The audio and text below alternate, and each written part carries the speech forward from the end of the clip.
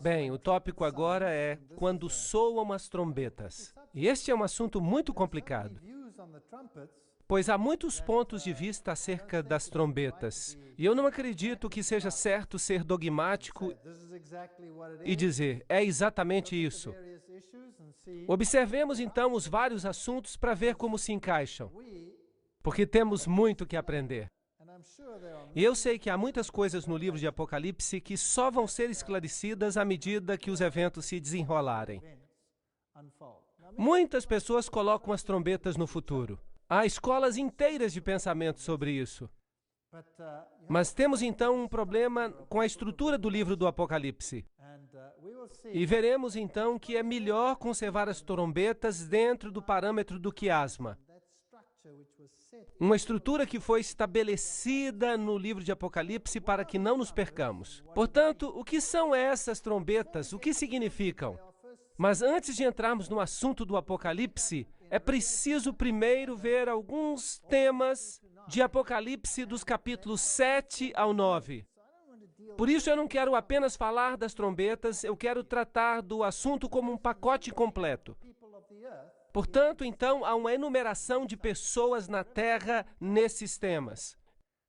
Em Apocalipse capítulo 7, em Apocalipse capítulo 9, e há conceitos de deter e soltar que estão relacionados com os 4 anjos. Em ambos os casos, pessoas estão sendo enumeradas. Em Apocalipse 7, o povo de Deus está sendo enumerado. E no capítulo 9, a contrafação é enumerada. Portanto, temos uma enumeração dos que estão com Deus e dos que estão contra Deus.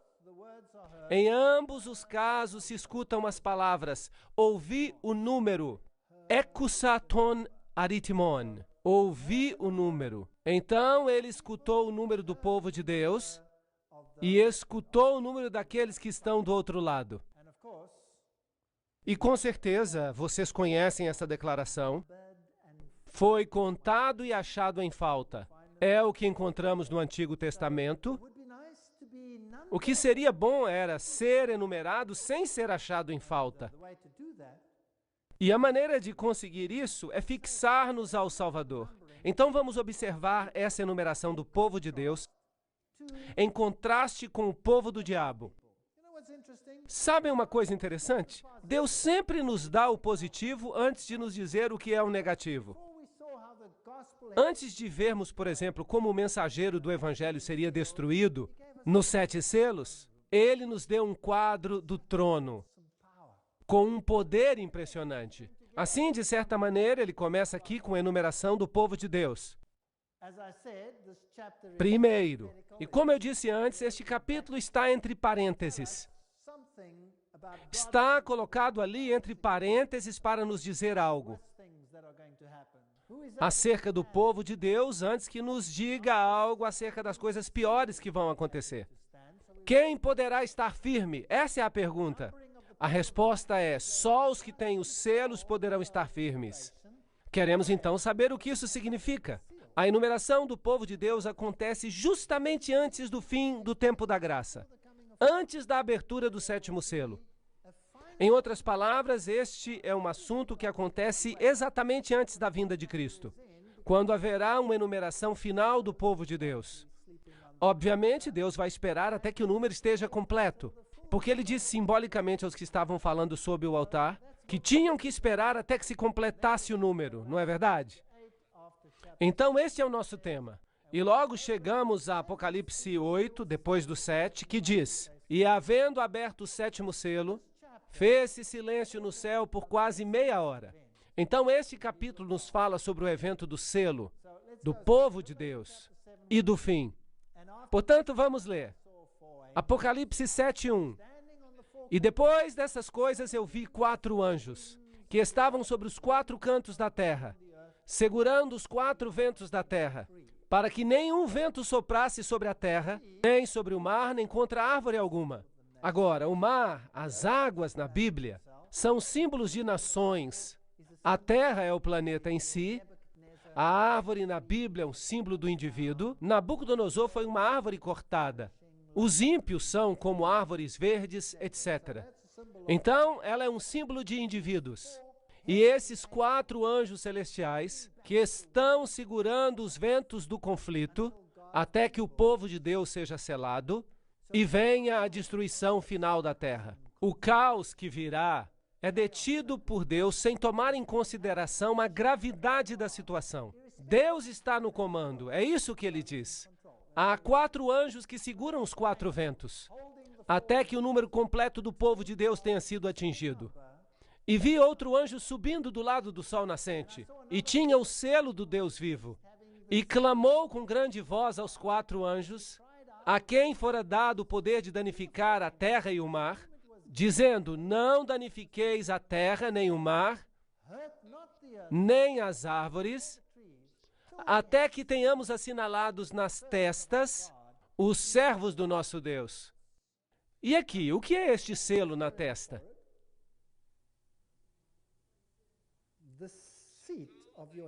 O ponto central da inteligência, o comando da capacidade de decisão, a consciência.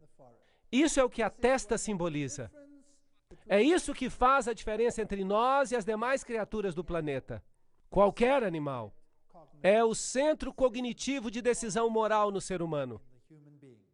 É aqui que se tomam as decisões favoráveis e contrárias. Como vimos antes, ser selado significa estabelecer-se na verdade, de modo que não a deixemos mais.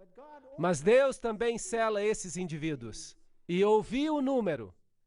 Ali ouvimos o número dos que foram assinalados ou selados. É o povo de Deus. E o número de assinalados era 144 mil assinalados, de todas as tribos dos filhos de Israel. Apocalipse 7, 2 a 4. Algumas pessoas pensam que este número é literal e dizem que literalmente há 144 mil que são selados. Outros não. Mas recordem-se que ele ouviu o número, o que significa o selamento.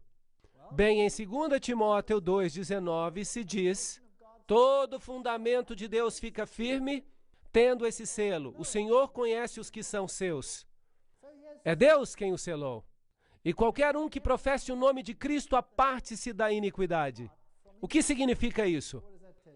Essas pessoas tomaram a decisão de parar de fazer o que é errado. Desejavam fazer o que é certo, pelo poder do Senhor. Queriam pedir perdão a Deus por todo o mal que tinham feito. Queriam ser limpos no sangue do Cordeiro. É simples assim. Não é muito complicado. Não é nada complicado. Nós sempre gostamos de complicar as coisas mais do que elas são. E a palavra aqui para iniquidade é maldade, injustiça, maldade de coração e vida. Uma ação que viola a lei. Isso é interessante. Então, se nos apartamos da iniquidade, nós nos convertemos em cumpridores da lei. E se amamos a Deus, se o amamos, guardamos os seus mandamentos. Irai-vos e não pequeis. Não se põe o sol sobre a vossa ira. Não deis lugar ao diabo. Aquele que furtava, não furte mais. Antes trabalhe fazendo com as mãos o que é bom, para que tenha o que repartir com o que tem necessidade. Não saia da vossa boca nenhuma palavra torpe, mas só aquela que for boa para promover a edificação, para que dê graça aos que ouvem. Não é um assunto muito complicado. Significa começar a fazer o que é correto e renunciar ao que é errado. E não entristeçais o Espírito Santo de Deus, no qual estáis selados para o dia da redenção. Então, os que estão selados precisam fazer o que é correto. Tem que fazer isso. Se eram ladrões, tem que deixar de roubar. Se usam uma linguagem incorreta, precisam corrigir isso. Tem que começar a fazer o que é correto pelo poder do Senhor. Toda amargura, ira, cólera e gritaria, a blasfêmia e a malícia sejam tirados dentre vós. Antes sedes um para com os outros benignos, misericordiosos, perdoando-vos uns aos outros como Deus também vos perdoou em Cristo. Efésios 4, 26 a 32. Isso não é nada complicado. Essa passagem significa uma volta à harmonia com a lei de Deus. Ata o testemunho, sela a lei entre os meus discípulos. A lei é o testemunho. Se eles não falarem segundo esta palavra, é porque não há luz neles. Não podemos dizer, sou filho de Deus, se eu continuo a viver como vivia antes. À lei e ao testemunho. Deleito-me em fazer a tua vontade, ó Deus meu. Sim, a tua lei está no meu coração. Salmo 48. Porque esta é a aliança que depois daqueles dias farei com a casa de Israel, diz o Senhor. Porei as minhas leis na sua mente, aqui, no lóbulo frontal, e as escrevereis no seu coração, para que possam agir em harmonia com a lei de Deus. E eu lhes serei por Deus e eles me serão por... Hebreus 8:10. Sempre tornamos esses assuntos em coisas complicadas, mas faça o que é certo e deixe as consequências com Deus. Agora, no coração da lei está o sábado. Lembra-te do dia de sábado para o santificar. 6 dias trabalharás e farás toda a tua obra, mas o 7º dia é o sábado do Senhor teu Deus. Não o 3º dia, nem o 4º dia. O 7º dia é o sábado. Não farás nenhuma obra. Nem tu, nem teu filho, nem a tua filha, nem o teu servo, nem a tua serva, nem o teu animal, nem o estrangeiro que está dentro das tuas portas. Porque em 6 dias fez o Senhor o céu, a terra e o mar, e tudo o que há neles. Mas ao 7º dia descansou.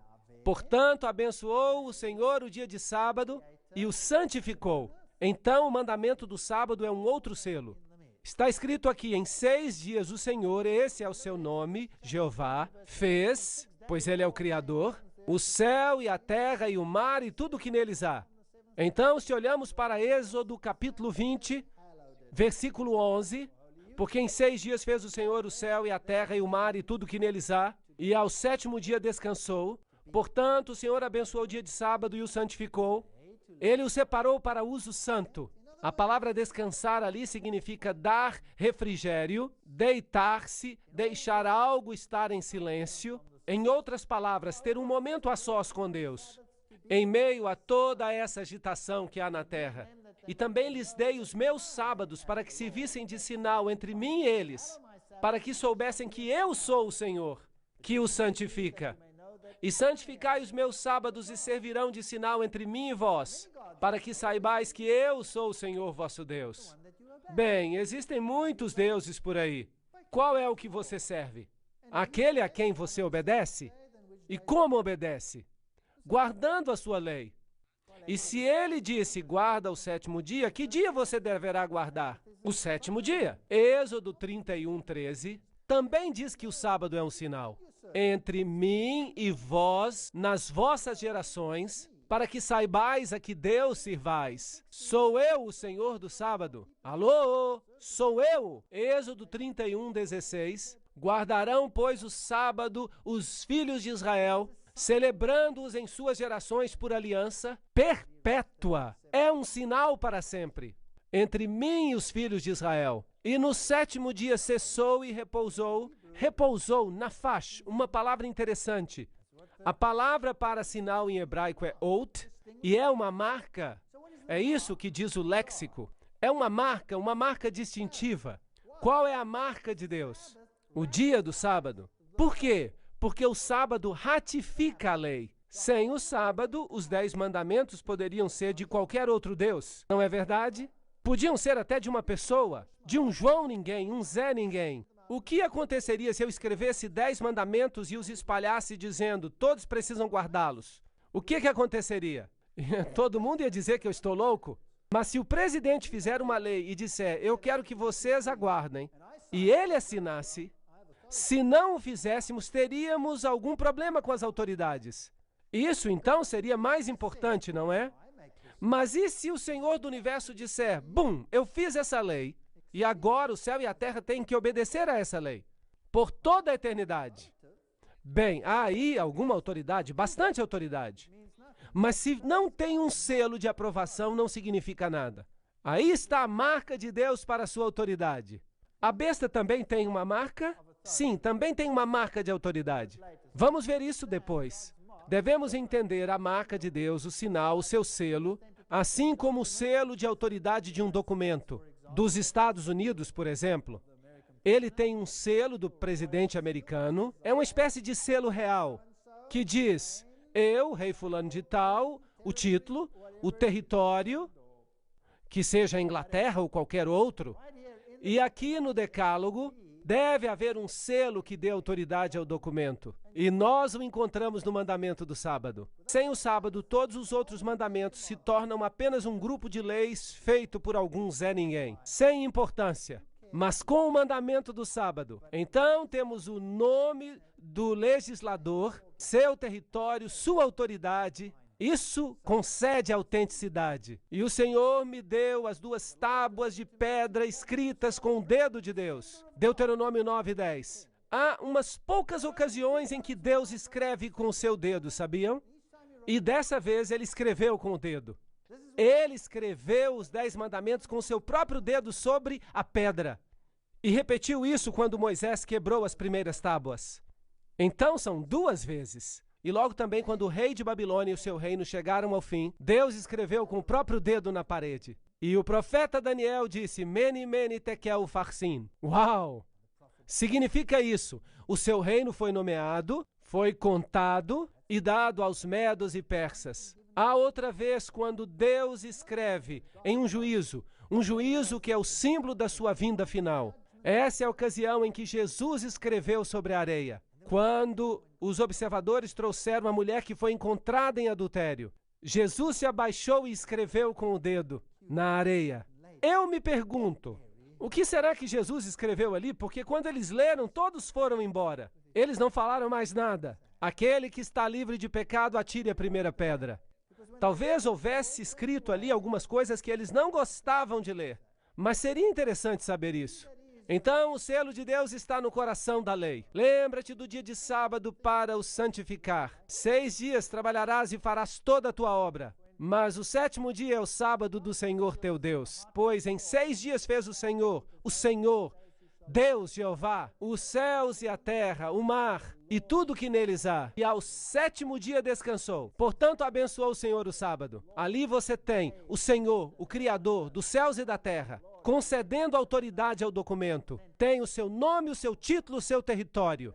Também lhes dei os meus sábados para que servissem de sinal entre mim e eles, para que soubessem que eu sou o Senhor. Como devemos guardá-lo? Bem, já lemos sobre isso. Não vamos fazer a nossa própria vontade nesse dia. É espantoso, porque há poucas regras sobre como guardar o sábado. Mas os judeus fizeram vários milhares de regras para guardar o sábado, em vez de deixar isso segundo a consciência. Não pretendendo fazer a tua própria vontade, isso é sensato, chamando o sábado de digno, santo, honrado, honroso a Deus, não andando segundo os teus próprios caminhos, não buscando a tua própria vontade, então te deleitarás no Senhor. Essas são as coisas positivas do sábado. Não, ele não é um dia de tristeza. Hoje nós temos o sábado e ele é fantástico. Ele era só para os judeus? Não. Os filhos dos estrangeiros que se unirem ao Senhor para o servirem e para amarem o nome do Senhor e para serem seus servos, todos deviam guardar o sábado. Também os levareis ao meu santo monte e os alegrarei na minha casa de adoração. O sábado não era dos judeus. De fato, ele vem do Gênesis, da criação. Porque a minha casa será chamada casa de adoração para todos os povos. O sábado era para todos. Isaías 56, 6-7. Se diligentemente obedecerdes aos meus mandamentos que vos ordeno, guardai-vos que vosso coração não vos engane, para que não vos desvieis e sirvais a outros deuses.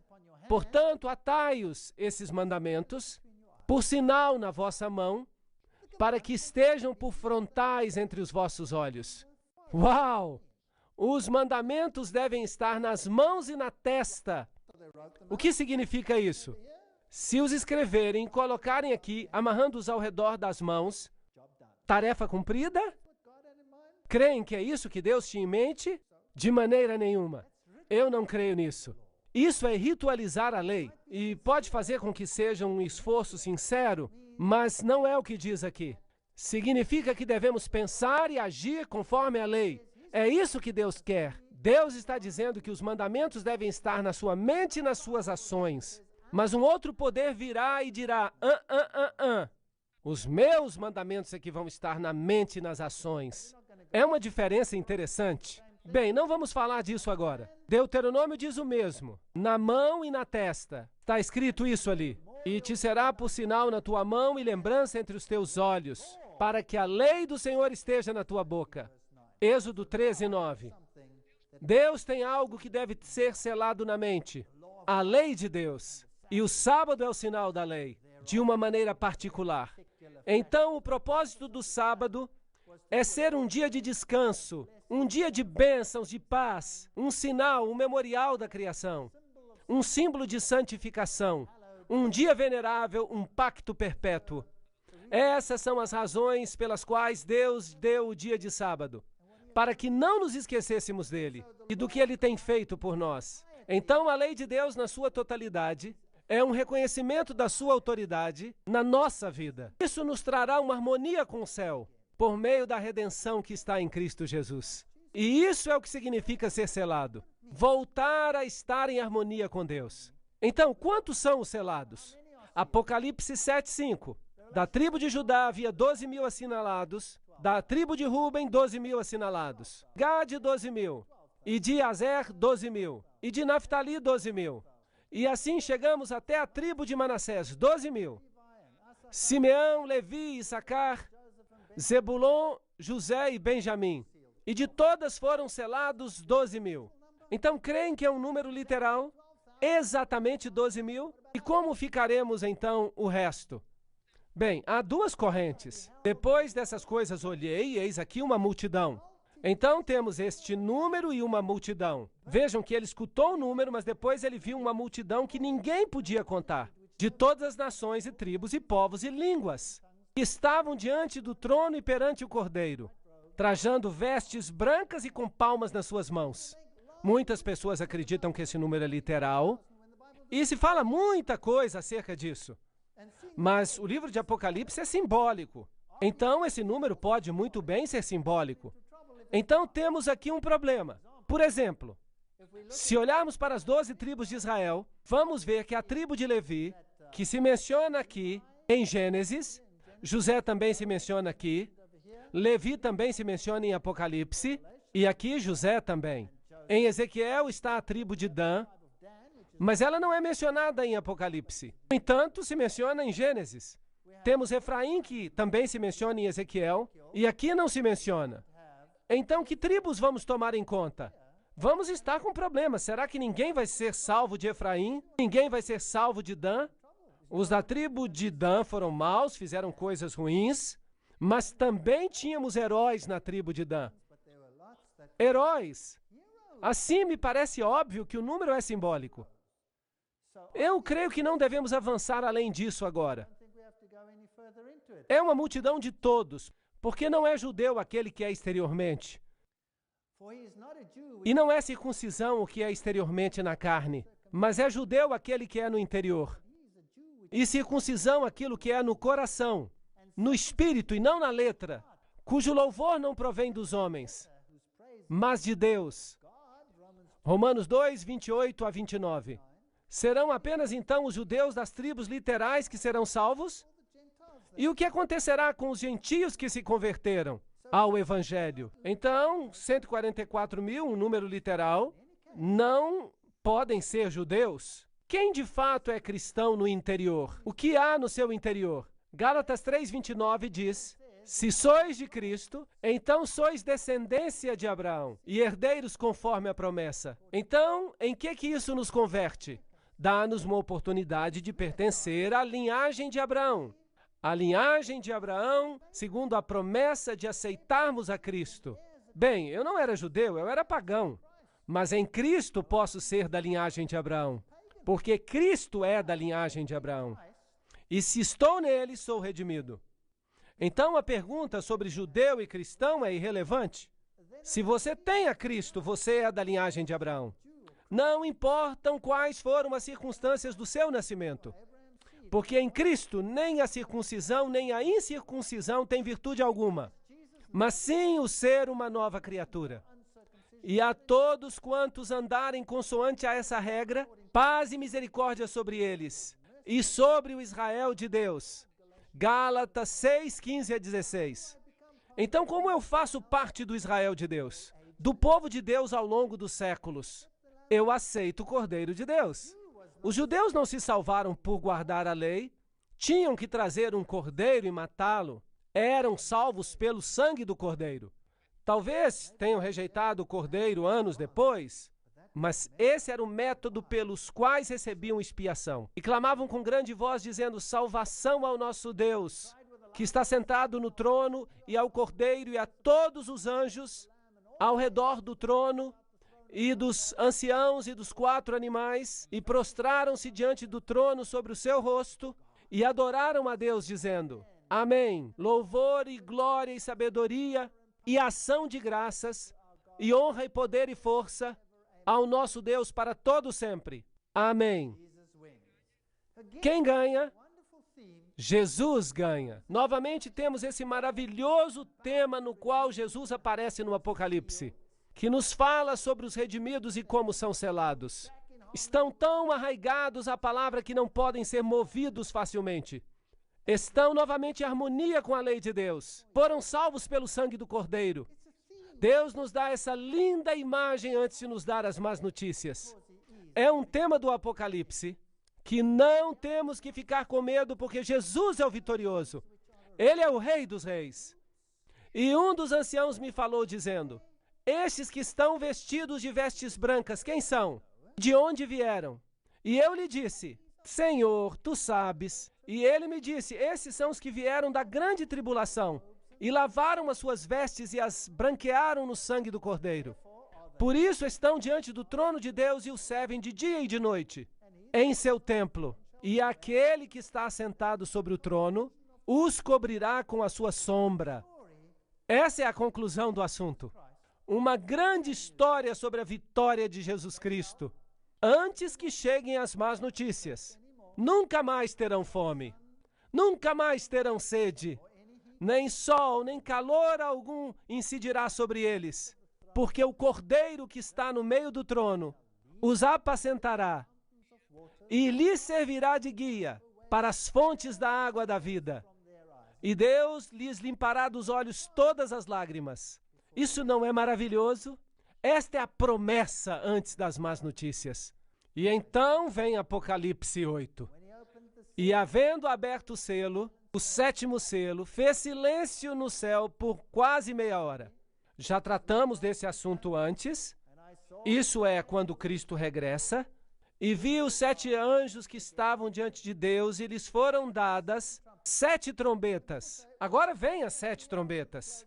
Bem, as pessoas dizem, isso deve ocorrer depois do tempo da graça. Não, não, não. Tudo que tínhamos era um capítulo que dizia: escutem, amigos, este é o resultado. O povo de Deus será redimido pelo Cordeiro e não haverá mais lágrimas, e esse é o seu número, e é assim que vai ser. Assim é a vitória do Cordeiro. Agora me deixem lhes dar as más notícias. É isso que vai acontecer na história. E aqueles que rejeitarem a palavra de Deus e rejeitarem a Jesus Cristo, também serão enumerados. E tristemente o número vai ser diferente. Vamos ver o que acontece. E vi os anjos que estavam diante de Deus, e lhes foram dadas 7 trombetas. E veio outro anjo e pôs-se junto ao altar, tendo um incensário de ouro, e foi-lhe dado muito incenso. Onde é que esse anjo está parado? Em que altar? No altar do incenso. O altar do incenso estava no primeiro aposento ou no segundo aposento? Estava no primeiro aposento.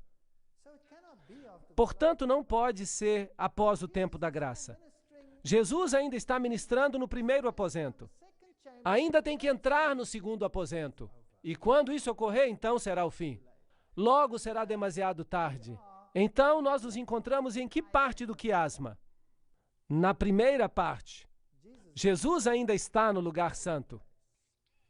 E muitas pessoas querem pegar essas profecias e colocá-las no futuro, no braço escatológico, na parte dos eventos finais ilustrados no livro de Apocalipse, mas violam a estrutura do quiasma. E não podemos violar a estrutura do quiasma. Não podemos tirar algo da sua posição e colocar onde não está. Temos que obedecer a regras.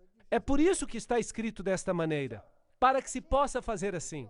Assim que lhe foi dado muito incenso, aqui está o altar de incenso, para o colocar com a oração de todos os santos sobre o altar de ouro que está diante do trono, um pequeno altar, do qual estamos falando. E havia fumaça de incenso, subindo com as orações dos santos, desde a mão do anjo até diante de Deus. As pessoas estão orando aqui, elas têm necessidades. Isso não ocorre depois do tempo da graça. Isso é antes do tempo da graça, não é antes do tempo do fim. Não, isso é um processo contínuo. Eu sugiro que sigamos o mesmo processo que antes. Isso é um modelo aplicado às profecias da Bíblia.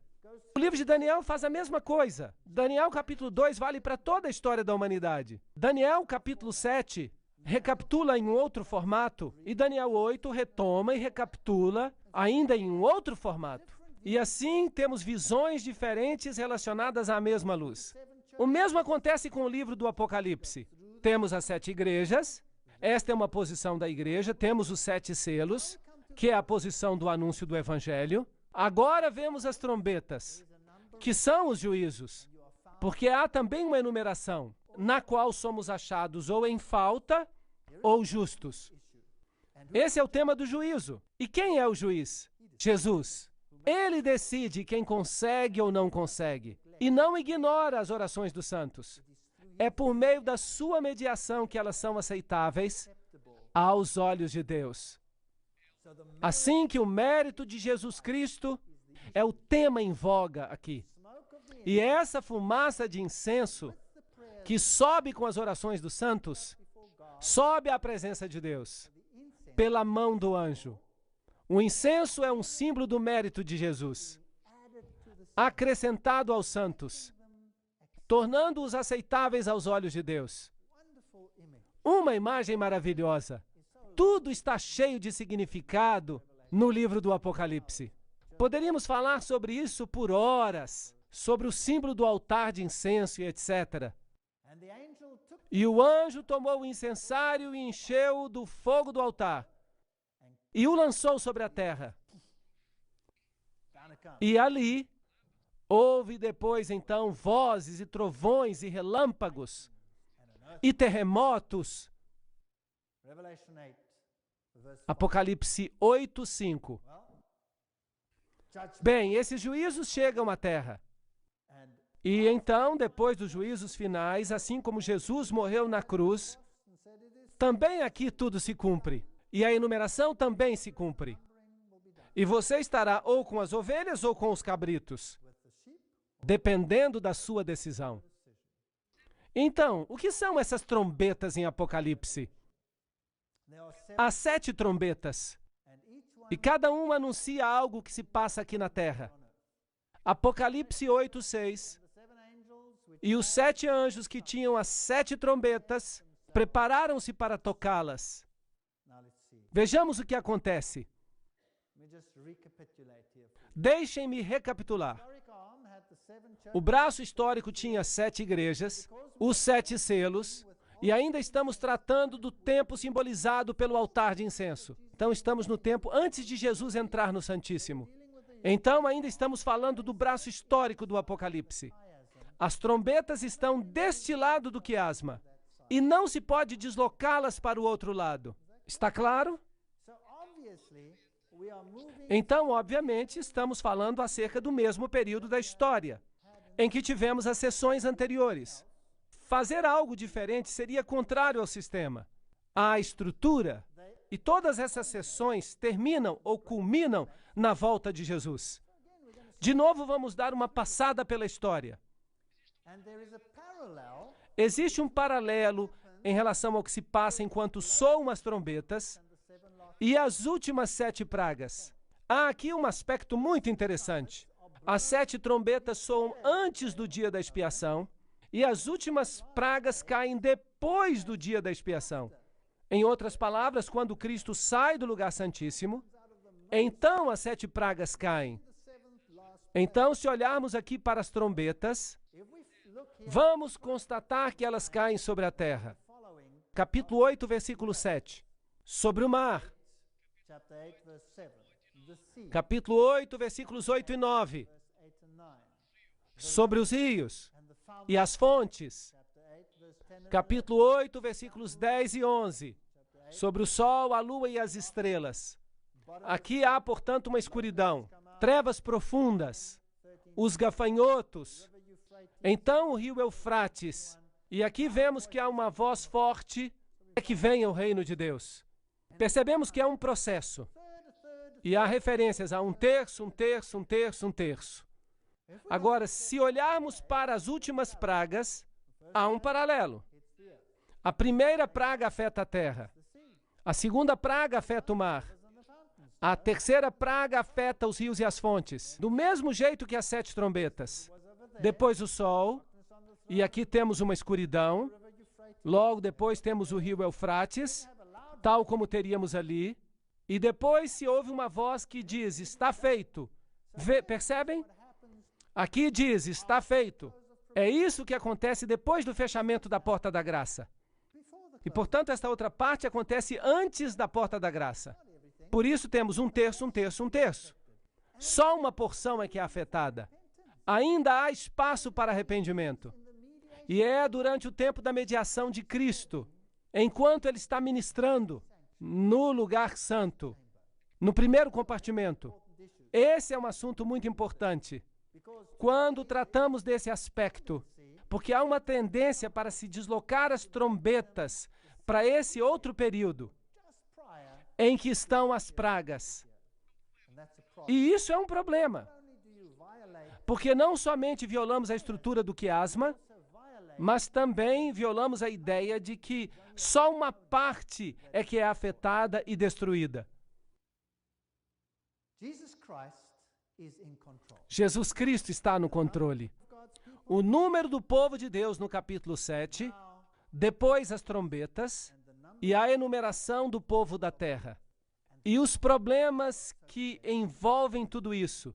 Quem vai ser vitorioso? Jesus ou o outro lado? Nós já sabemos a resposta. Portanto, agora podemos descansar através deste estudo sobre as trombetas. Que o Senhor nos faça conscientes do fato de que Jesus está no comando.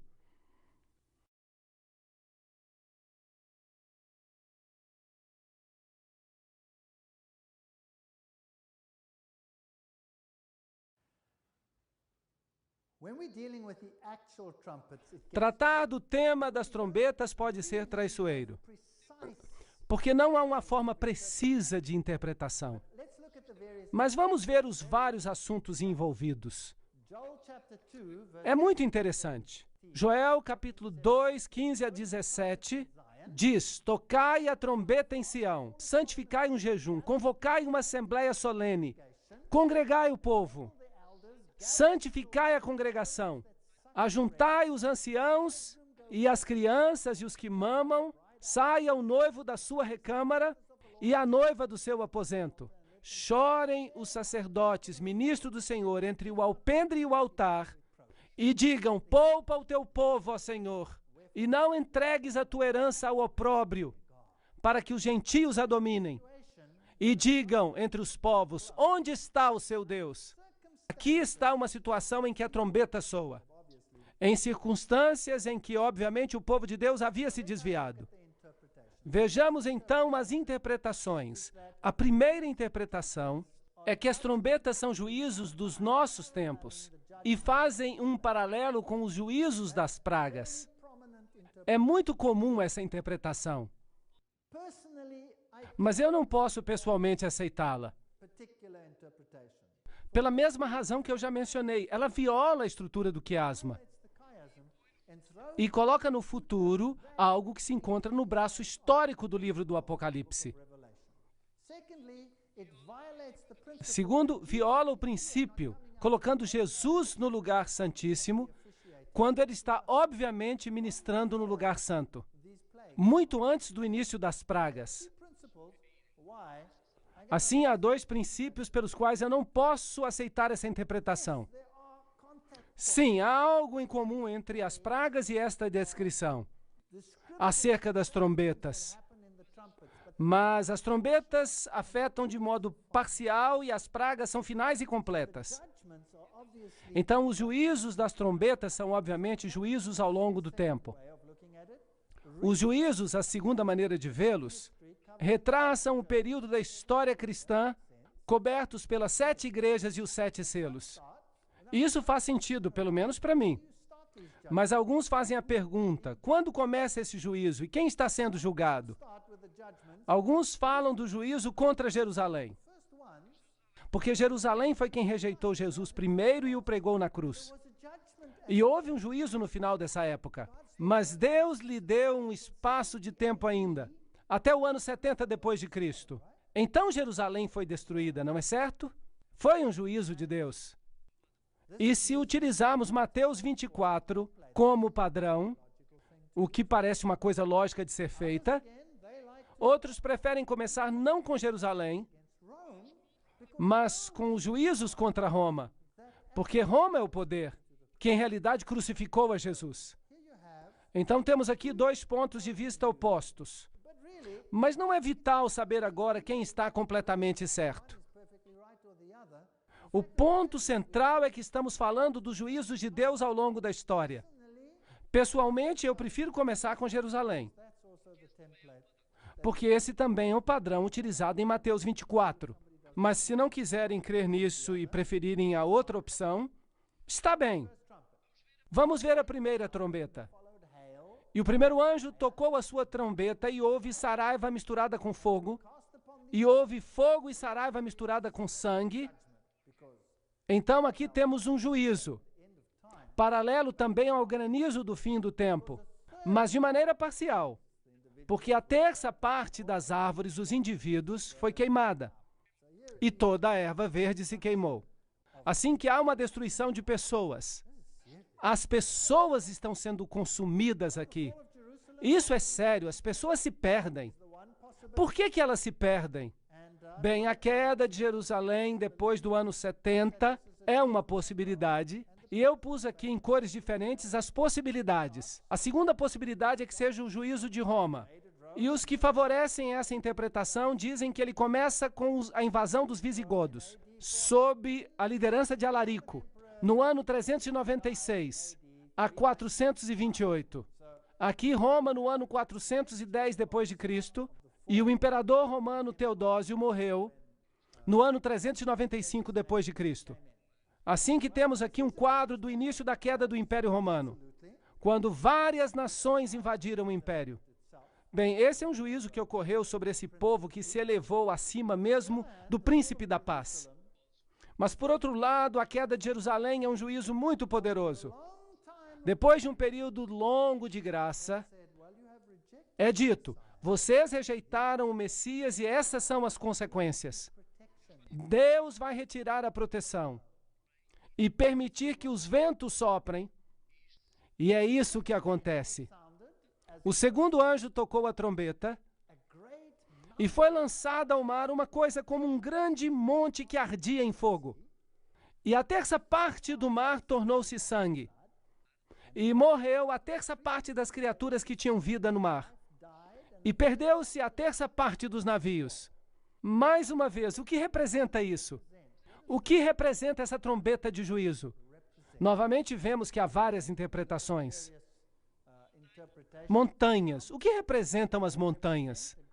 Uma montanha ardendo em fogo. Bem, na Bíblia, uma montanha representa uma nação. Podem ver isso em Isaías 2, 2 e 3, 41, 15, Daniel 2, 35, 44, 45, em Ezequiel, em Zacarias. Todos têm essa figura de uma montanha.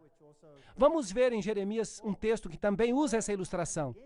Eis-me aqui contra ti ao monte destruidor, está falando de Babilônia, que destróis toda a terra. E estenderei a minha mão contra ti, e te revolverei das rochas, e te farei um monte que queima. Jeremias 51, 25. Vemos aqui uma montanha sendo simbolicamente destruída. Assim que o segundo anjo tocou, e algo como a grande montanha em chamas foi lançado ao mar. Então uma nação foi, por assim dizer, esparramada entre as nações. Isso é o que significaria. E a terceira parte do mar se converteu em sangue. Mar significa água. As águas que viste onde se assenta a prostituta são povos, nações, línguas. Então temos um derramamento de sangue entre as nações. E morreu a terça parte das criaturas que tinham vida no mar. E perdeu-se a terça parte dos navios. Navio na Bíblia é um símbolo de economia. Os navios de Quitim são símbolos de economia. Portanto, vejamos as duas interpretações possíveis. Se for a primeira, temos então um juízo sobre Jerusalém. E, obviamente, a segunda seria um juízo sobre Roma pagã e as nações que estão associadas a ela. O mar. Os judeus e os cristãos viam Roma como a nova Babilônia. De fato, Pedro escreveu uma carta na qual ele diz onde estava a Babilônia. Porque Roma, como Babilônia, havia destruído o templo de Jerusalém, de modo que é uma hipótese razoável. Por outro lado, há aqueles que acreditam que a segunda fase da incursão dos vândalos sobre Roma, Geneserico em 428 até 468, de onde vem a palavra vandalismo, derivada dos vândalos, que eram piratas, vinham em navios contra o Império Romano, saquearam Roma em 465 depois de Cristo. Assim que algumas pessoas interpretam esse símbolo como um juízo contra Roma pagã. Agora, quer você aceite um ou outro, é uma questão de detalhes. Não vamos criar uma discussão sobre isso. Isso não vai afetar a nossa salvação. Mas, pessoalmente, eu prefiro a primeira interpretação, porque ela segue uma sequência lógica, enquanto a outra não é tão sequencial. Mas há quem prefira a segunda. A terceira trombeta. E o terceiro anjo tocou a sua trombeta e caiu do céu uma grande estrela. Agora, será que isso soa familiar? Faz lembrar alguma coisa? Eu tenho certeza que sim. Em algum outro momento caiu uma estrela do céu. Sim, Lúcifer caiu do céu e trouxe todas as suas forças demoníacas com ele para baixo. E estava criando aqui uma grande mudança. E de ser o governante.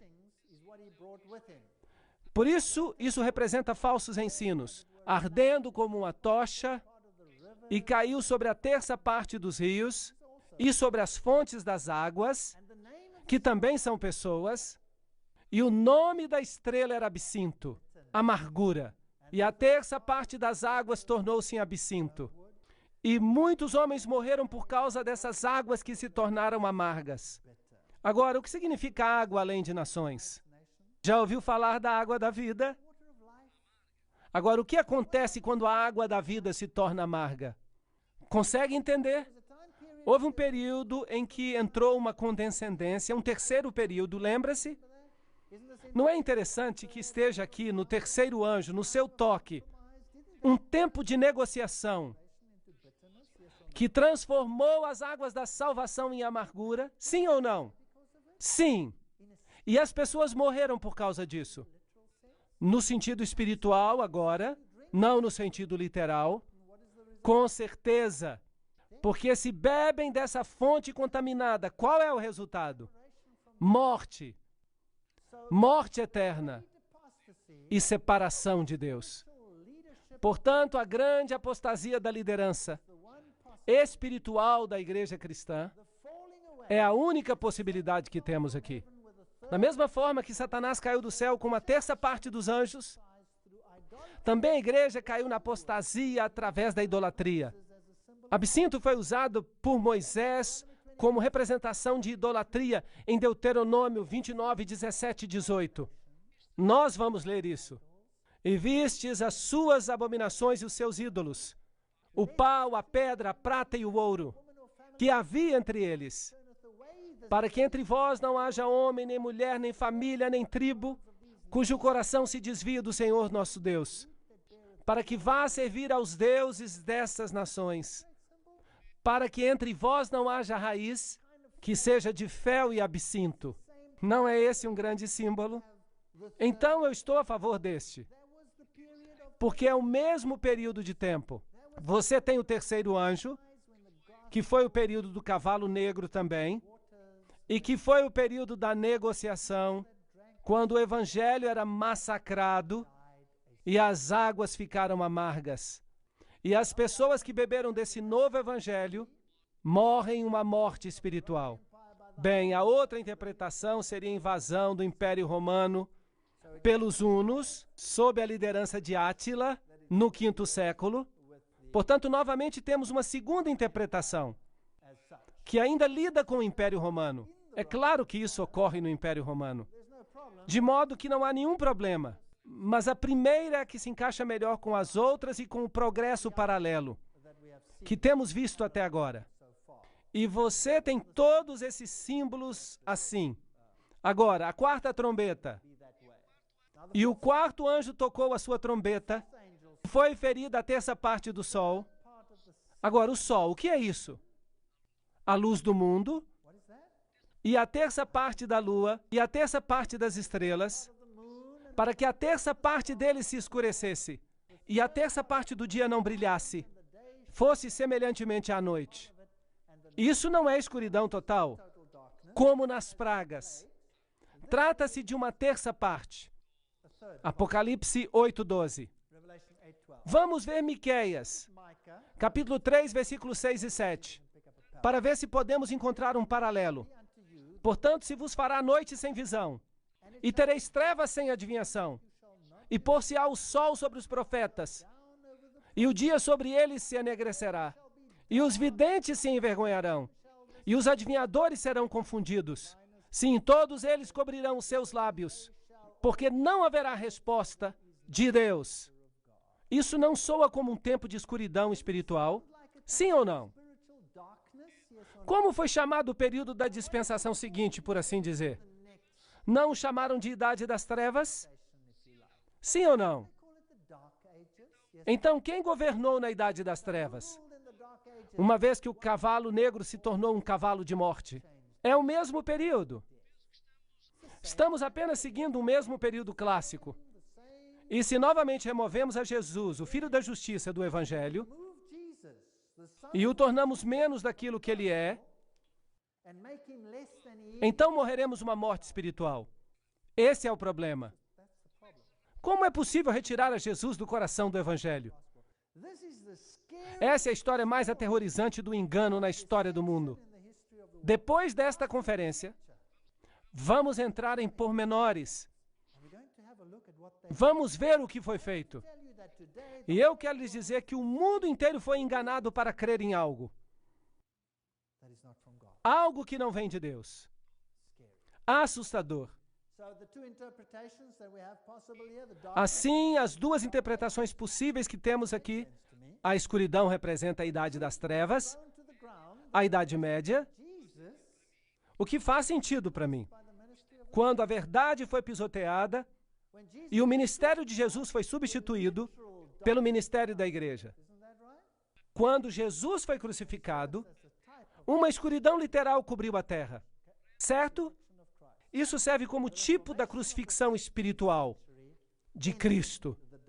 A reforma do século XVI encerrou a Idade Escura. Isso é basicamente o que a interpretação indicaria. Agora, outra interpretação seria ainda com respeito ao juízo sobre Roma. O sol, a luz e as estrelas sido interpretados como os luminários do Império Romano Ocidental, como o imperador, os senadores, os cônsuls. Com a extinção do Império Romano Ocidental em 476 d.C., o imperador, o último deles, Rômulus Augusto, foi destronado do remanescente por ordem de Odoacro. Portanto, essa é uma outra interpretação. Um juízo, portanto, contra o Império Romano Ocidental. Mas essa segunda interpretação representa um modelo que não se encaixa muito bem com o que foi visto. Mas notem uma coisa. Esse período de tempo da Idade Média, Idade Escura, nele Jesus é novamente crucificado. É interessante que esse crucifixo, um símbolo da crucifixão, o mantém na cruz. E é onde a Idade Média gostaria que ele estivesse. Mas Jesus ressuscitou dentre os mortos e governa no céu. Agora, também é interessante que, às vezes, para remover a Jesus do sistema, é necessária a criação de toda uma nova religião, que tira Jesus do coração dela. Muito interessante. Levanta-te e resplandece, porque vem a tua luz, e a glória do Senhor vai nascendo sobre ti. Grande escuridão sobre essa terra. Falou-lhes Jesus outra vez, dizendo: eu sou a luz do mundo. Quem me segue não andará em trevas, mas terá a luz da vida. É Cristo ou não é Cristo? Essa é a questão. Eu sou a luz que vim ao mundo, para que todo aquele que crê em mim não permaneça nas trevas. João 12:46. A questão é, o ponto central é Jesus. Com ou sem Jesus? Essa é a questão. Agora vem uma parte fascinante. Apocalipse 8:13. E olhei e vi um anjo voar pelo meio do céu, dizendo com grande voz: ai, ai, ai. 3 ais. Dos que habitam sobre a terra, por causa das outras vozes das trombetas, dos 3 anjos que ainda vão tocar. Agora vem um grande ai. Agora, um ai é uma coisa que atinge os seres humanos e tem consequências desastrosas. Agora, algumas pessoas querem aplicar esses ais ao povo de Deus. Mas, por outro lado, os ais podiam se aplicar aos que estão perdidos. E com o que estamos lidando nessas trombetas? Com o povo de Deus que está sendo enumerado ou com os outros que estão sendo enumerados? Estamos lidando com os povos da terra, que estão sendo enumerados. Portanto, agora sabemos qual é o último ai, porque o último ai é a vinda de Cristo e a destruição dos ímpios. De modo que, sobre quem cai o último ai? O último ai cai sobre os ímpios, sobre os maus, não sobre o povo de Deus. Então, isso aqui é um julgamento sobre aqueles que querem ser enganados, que têm se permitido enganar, que rejeitam a luz, ou simplesmente rejeitam a Deus diretamente. Portanto, temos 3 ais que vão cair sobre os habitantes da terra, e um ai os priva da salvação. Assim que os habitantes da terra, como consequência do soar das últimas trombetas, eles vão sofrer esses ais. Assim, esses 3 ais estão associados às próximas 3 trombetas e indicam um aumento sem precedentes de ataques demoníacos. A verdade. No entanto, Deus está no comando. Então, durante as próximas 3 trombetas, Deus vai nos dar um vislumbre, uma ideia do que vai acontecer aqui na Terra. É assustador. E isso vai exigir 12 conferências para que vocês percebam o que está acontecendo. Uau! Vamos ter 12 conferências sobre o que isso implica. É assustador. Ai, ai, ai. Foram pronunciados sobre uma igreja que andou nas faíscas de sua própria luz, que não derivava a sua luz e o seu poder da grande luz central, o sol da justiça, e não difundiu essa luz e a glória sobre aqueles que estavam na escuridão, mas absorveu essa luz e a tornou difusa, fazendo com que sua própria luz brilhasse mais. A pessoa que recebe a luz, mas não a dá, como Deus requer que o faça, se tornará um receptáculo de trevas. Temos aqui o texto de um panfleto, que foi escrito há 150 anos. Então, o que está acontecendo aqui? Estes ais estão sendo pronunciados sobre uma igreja que caminha nas faíscas de sua própria luz. Isso faz sentido para mim. Então, esses ais são pronunciados sobre os apóstatas do planeta e vão afetá-los porque eles mantêm a verdade do evangelho longe daqueles que poderiam ser salvos. Portanto, vamos ver as 2 possibilidades. A 5ª e a 6ª trombeta representam a enumeração dos seguidores de Satanás e o aumento final do mal, até o ponto em que Deus retira sua proteção e cai nas mãos de uma mente perdida. Aqueles que escolhem voluntariamente ser ignorantes. Isso mete medo. Está em contraste em Apocalipse 7, onde os selados de Deus são numerados.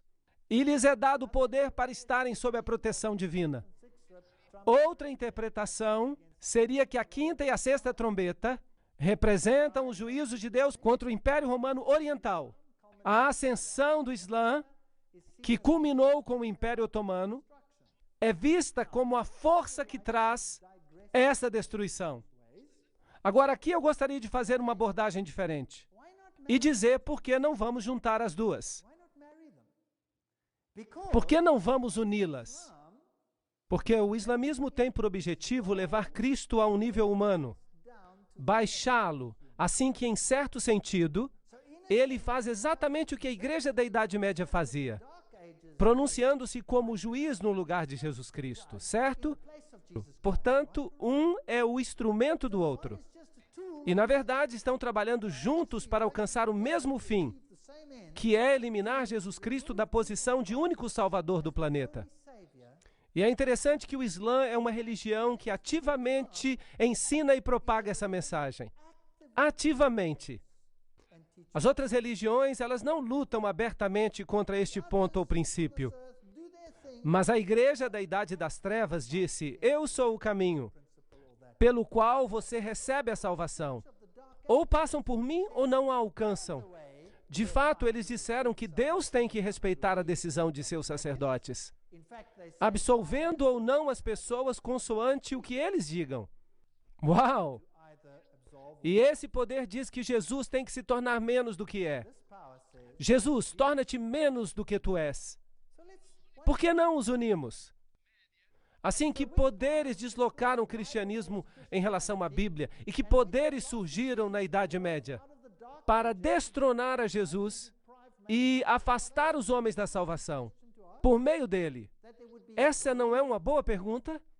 Porque trazem os ais sobre a terra. O Islã substituiu o cristianismo no berço do judaísmo e do cristianismo. Isso não é certo? Eles o fizeram.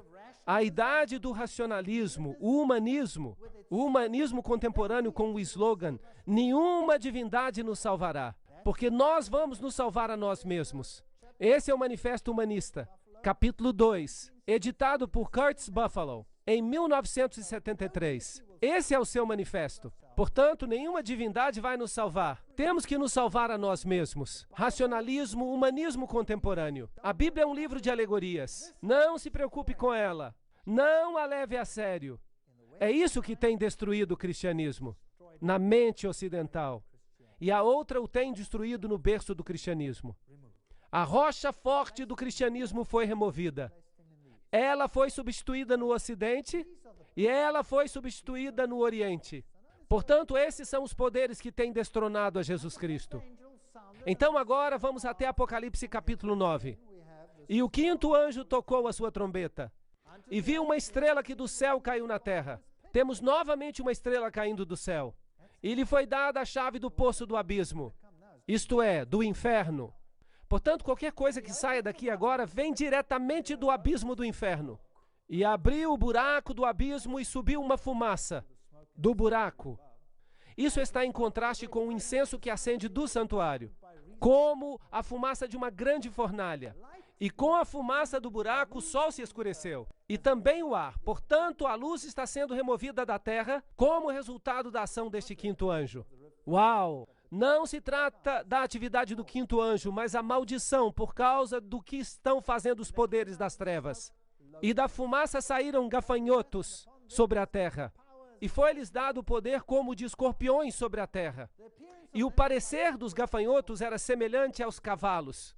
Já vimos cavalos antes e diziam respeito ao Evangelho. Como estrondos de carro irão saltando sobre os topos dos montes.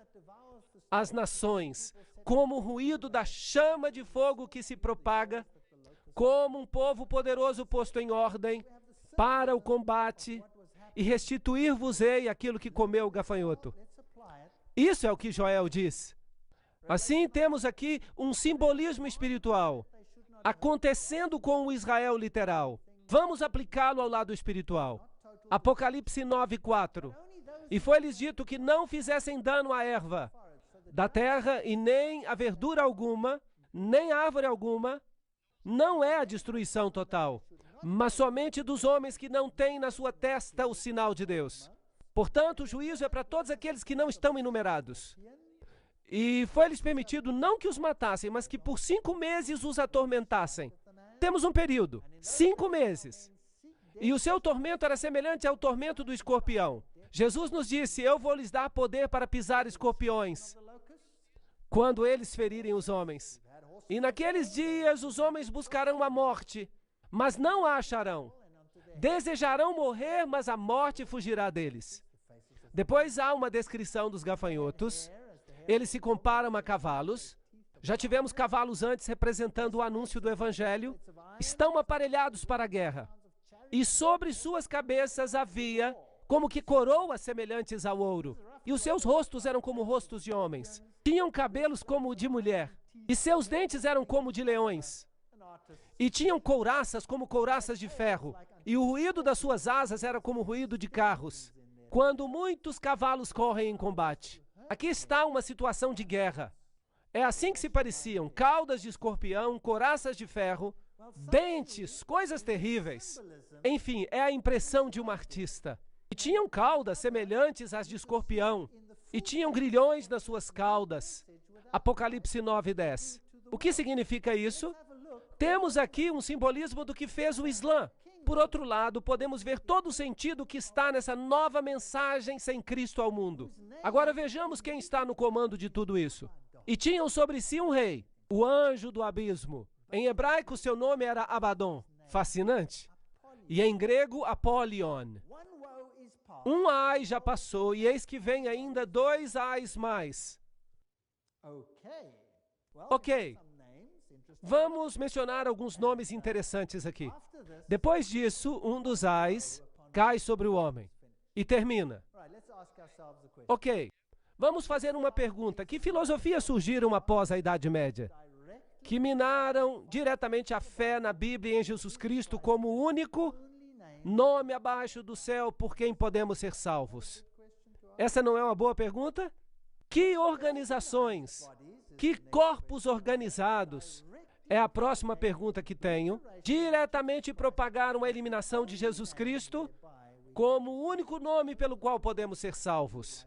Essas são as 2 perguntas que gostaria que respondêssemos. Bem, o racionalismo, a alta crítica, o humanismo, o espiritismo. Você concorda comigo? Que esses são os poderes que removeram a Jesus?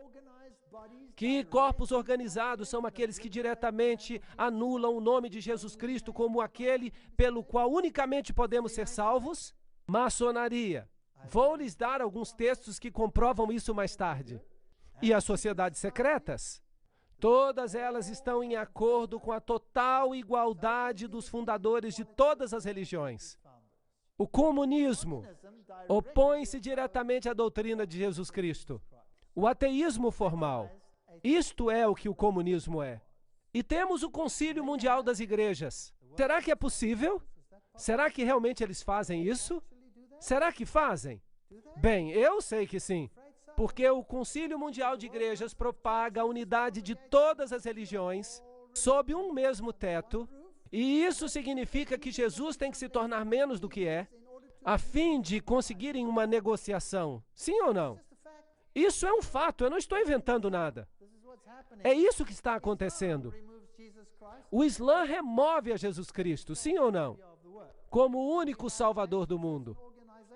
E as Nações Unidas têm uma organização chamada Organização das Religiões Unidas. Seu objetivo é fazer com que todas as religiões sejam aceitas em igualdade. Pois bem, parece uma boa ideia. Mas o que vamos fazer então com Jesus Cristo? Isso o coloca no mesmo nível dos outros. E então haverá muitos nomes pelos quais poderemos ser salvos. É ou não é verdade? Sim ou não?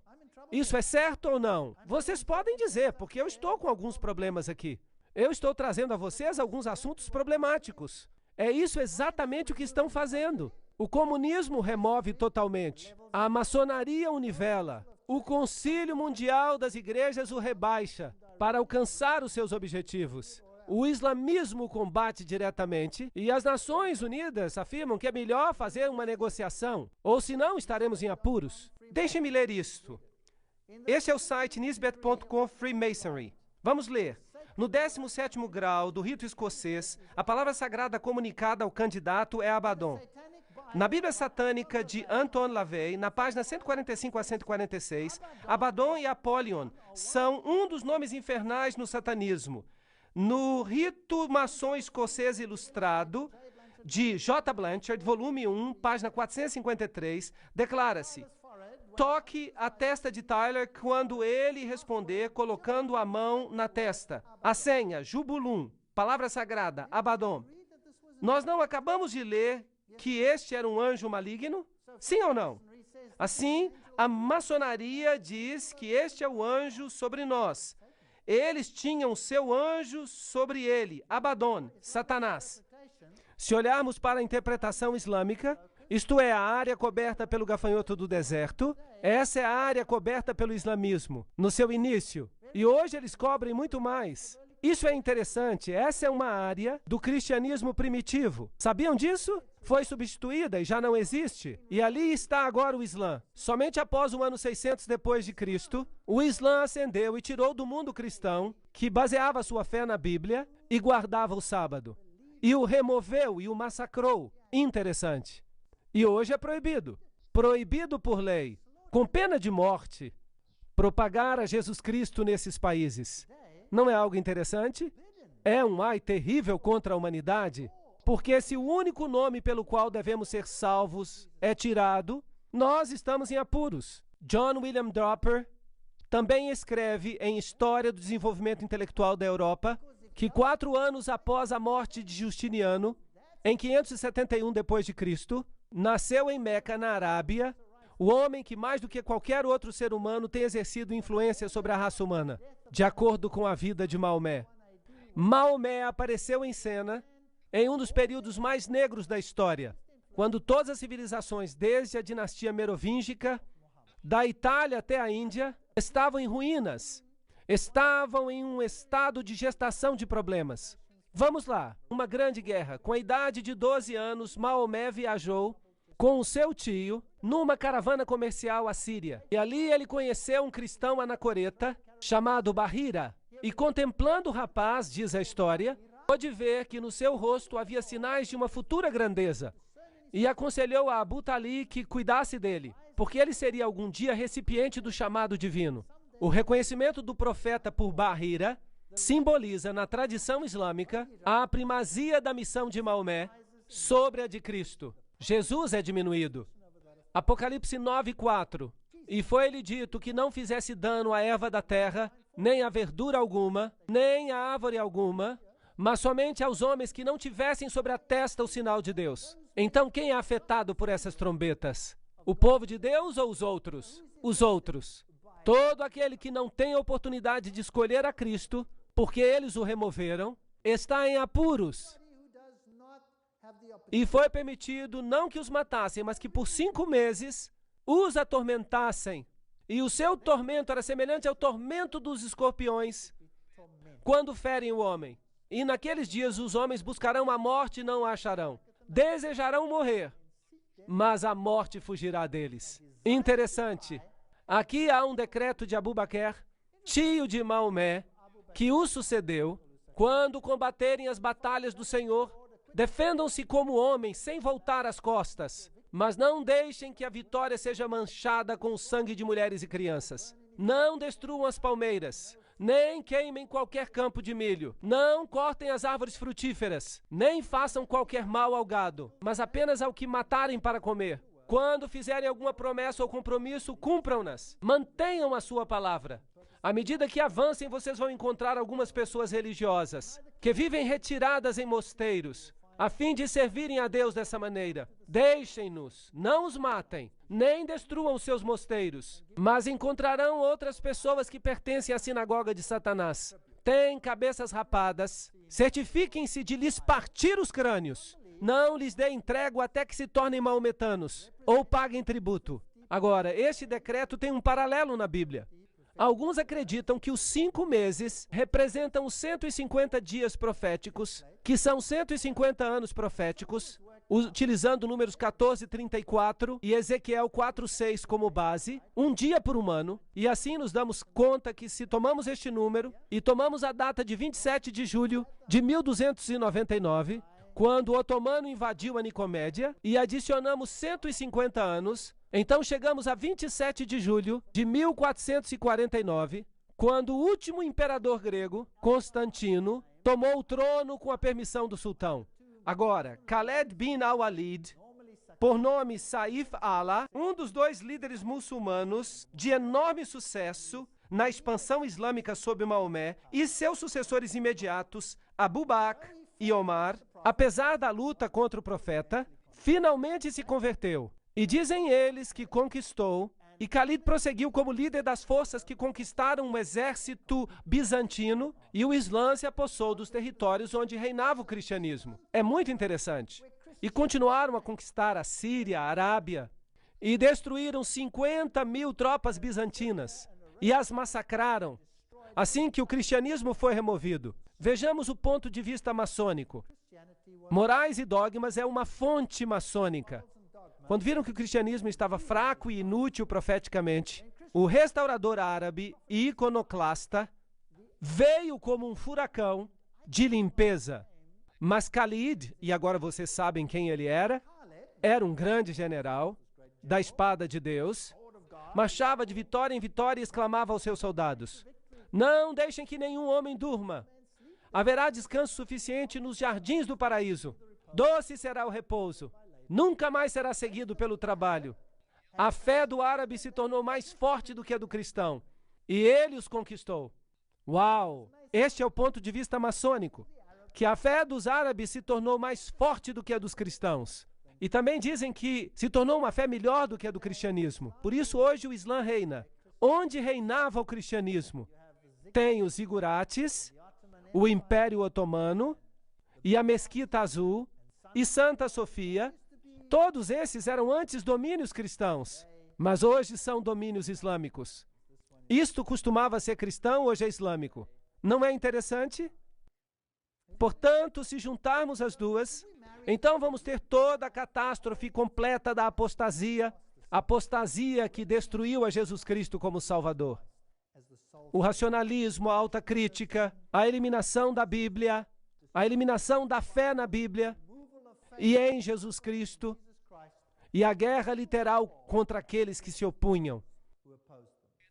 E tocou o 6º anjo a sua trombeta, e ouviu uma voz que vinha das 4 pontas do altar de ouro, que estava diante de Deus, e dizia ao 6º anjo, que tinha a trombeta: soltem os 4 anjos. Uau, agora estamos em apuros. Que estão presos junto ao grande rio Eufrates. Portanto, há aqui outros 4 anjos. Tínhamos os 4 anjos de Deus que seguravam os 4 ventos, e agora temos os 4 anjos que prendem o rio Eufrates, isto é, Babilônia. Portanto, esses são os homólogos demoníacos das hostes angelicais. E foram soltos os 4 anjos que estavam preparados para a hora, o dia, o mês e o ano, a fim de matarem a 1/3 parte dos homens. E o número dos exércitos, dos cavaleiros, era de 200 milhões. Você escutou? Aqui também há uma enumeração desse poder. E é um número enorme, tal como a areia do mar.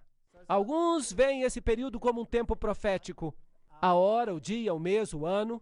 E outros dizem que não, que é simplesmente uma declaração definida de tempo. Agora, nesse mesmo ano, nesse mesmo mês, nesse mesmo segundo, é quando vai acontecer. Por isso, se você está na dúvida entre as duas hipóteses, não é tão relevante assim. Talvez até as duas estejam corretas. Alguns veem esse período como um tempo profético. Outros como um tempo designado para as forças demoníacas de Babilônia, em contraste com os anjos de Deus que seguram os 4 ventos. E estes são os últimos eventos desse grande conflito entre Cristo e Satanás. Assim, o primeiro ai foi essa destruição de Jesus como o único Salvador. E assim vimos os cavalos nessa visão. E os que cavalgavam sobre eles tinham couraças de fogo, e de jacinto e de enxofre, E se vê uma visão de fumaça, e como saíam e faziam essas coisas, e um homem chamado Josias Litch tomou essa interpretação literal e calculou a hora, o dia, o mês e o ano, e chegou a 391 anos e 15 dias. E calculou o tempo sobre o Império Otomano, predisse o ano exato em que o Império Otomano cairia, e realmente aconteceu como ele predisse. Por isso, aqui está um ponto de vista de que o poder islâmico finalmente chega ao seu fim. Josias Litch publicou essa data 2 anos antes do evento. Então, os 4 sultões são vistos por alguns como sultões literais. Eles têm nome: Alepo, Icônio, Damasco e Bagdá. Vêm os uniformes dos cavaleiros turcos e a destruição como sendo azul e amarela. E assim vem o Islã, em tudo isso e em todo o Império Otomano. Então, quer se veja dessa forma ou de outra forma, em termos de escuridão espiritual global, isso não faz realmente diferença. Outras interpretações ainda existem. São a da propagação do Império Árabe Islâmico, Maomé, 612, fundação de Bagdá, Dar es-Salam, 1662, marcando o fim do Império, igual a 150 anos, queda de Constantinopla, chegamos ao ano de 1844. Existem muitas e muitas interpretações, mas vamos mantê-lo simples. As trombetas anunciam a apostasia sobre a terra, que enumera aqueles que estão perdidos. E a eliminação, a remoção de Jesus Cristo como arauto da salvação. Esse é o maior problema. E os outros homens, que não foram mortos por essas pragas, não se arrependeram das suas obras, para não adorarem a demônios. Esse é o ponto. E os ídolos de ouro, de prata e de bronze, e de pedra e de madeira, que não podem ver, nem ouvir, nem andar, e não se arrependeram dos seus homicídios, nem das suas feitiçarias ou prostituições, nem dos seus frutos. Portanto, a descrição do segundo ai em Apocalipse vem em Apocalipse 11. E o som da 7ª trombeta introduz o último ai para os penitentes, à medida que o reino de Deus vai alcançando o seu fim. Agora, não podemos saltar e falar de Apocalipse 10 e 11, tudo numa só noite. Ficaríamos loucos. Por isso, o que vamos fazer é olhar para o segundo ai na próxima conferência. E você verá que o engano, o mais terrível de todos os tempos, está no ai que se segue. E em seguida vem a destruição. Nós estamos vivendo nos momentos finais antes do terceiro ai. Agora, que engano é esse que virá? Se o segundo ai já removeu a Jesus como único Salvador, então o que vai acontecer antes que ele volte nas nuvens, quando todo olho verá? Até mesmo os que os traspassaram. E todas as tribos da terra se lamentarão sobre ele. Sim, amém. Essa é a pergunta. Portanto, vimos Apollyon, vimos Abaddon, já vimos algumas afirmações de organizações que afirmam que esse é o poder que está governando. Vemos as possibilidades do islamismo, vemos o racionalismo e o humanismo popular e todas essas coisas que estão eliminando a doutrina de Jesus, trazendo trevas e usais sobre o povo. Agora, quando chegarmos a Apocalipse capítulo 11, vamos ver qual é o engano final. Como Satanás estabelece o seu reino final para atacar a palavra de Deus. Coisas amedrontadoras. E então vamos precisar de 12 conferências para explicar tudo isso. Que o Senhor os abençoe e guarde até que voltemos a nos reunir na próxima conferência. Muito obrigado pela atenção.